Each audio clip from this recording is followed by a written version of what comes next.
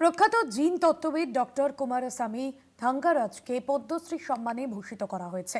জনসংখ্যা ও চিকিৎসা জিন তত্ত্বের ক্ষেত্রে তার অসামান্য অবদানের জন্য তিনি আন্তর্জাতিকভাবে স্বীকৃত। ভারতীয় জিনের রহস্য উন্মোচনকারী বিজ্ঞানী ডক্টর কুমারস্বামী থাঙ্গারাজ, যিনি 2026 সালে পদ্মশ্রী সম্মান পেয়েছেন, জীবনের বহু রূপকে নিজের মধ্যে ধারণ করে একটি জমিতে একটি ছোট্ট শিশুর মনে কৌতূহলের প্রথম বীজ অঙ্কুরিত হয়েছিল। এই কৌতূহলই পরে জীবনের রহস্য বোঝার চাবিকাঠি হয়ে ওঠে। কিন্তু তাঁর এই যাত্রা তামিলনাড়ুর শান্ত গ্রাম চেয়ুর থেকে শুরু হয়ে হায়দ্রাবাদের বৈজ্ঞানিক জগৎ পর্যন্ত পৌঁছেছিল, যেখানে তিনি ভারতীয়দের জিনগত ধারণা বিশ্ববাসীর সামনে তুলে ধরেন এবং তাদের অসাধারণ বৈচিত্র্য নিয়ে গবেষণা করেন। আমার আজও সরকারি স্কুলের দিনগুলো মনে আছে, যেখানে জিনিসপত্র খুব সীমিত ছিল। পরীক্ষা নিরীক্ষা করার জন্য আমাকে নিজেই মাঠে গিয়ে ব্যাঙ ও ইঁদুর ধরতে হতো।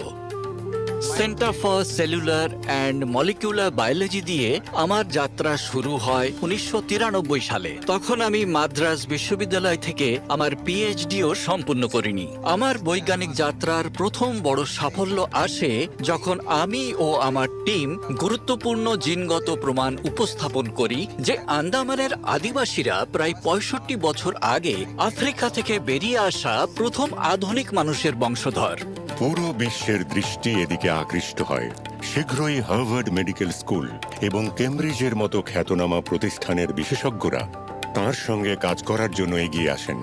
তার পরবর্তী গবেষণা প্রমাণ করে যে আমাদের বৈচিত্র্য থাকা সত্ত্বেও সব ভারতীয়ই এক গভীর অভিন্ন মূল্যের সঙ্গে যুক্ত। এটাই আমাদের বৈচিত্র্যের মধ্যে ঐক্যের সত্যিকারের পরিচয়। জনসংখ্যা বিশিষ্ট জিনগত রোগ নিয়ে তার গবেষণা ভবিষ্যতে ভারতীয়দের মধ্যে জিনগত রোগ প্রতিরোধে অত্যন্ত গুরুত্বপূর্ণ ভূমিকা পালন করবে। ডক্টর থাঙ্গারাজ বলেন, এই সমস্ত সাফল্য তার স্ত্রীর সহযোগিতা ছাড়া সম্ভব হতো না।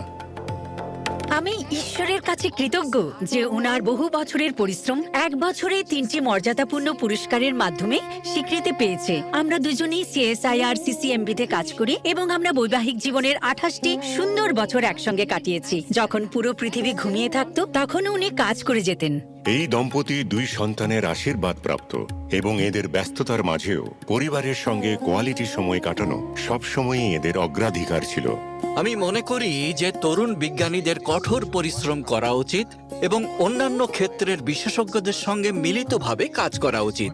এটাই সমস্যার সমাধানকে আরো মজার ও কার্যকর করে তোলে, আর এর মাধ্যমে দেশও কিন্তু গর্বিত হয়। ডক্টর কুমারস্বামী থাঙ্গারাজের অনুপ্রেরণাদায়ক যাত্রা এই কথারই প্রমাণ যে কৌতূহল সত্যিই পৃথিবীকে আরো ভালো করে তোলার শক্তি যোগায়।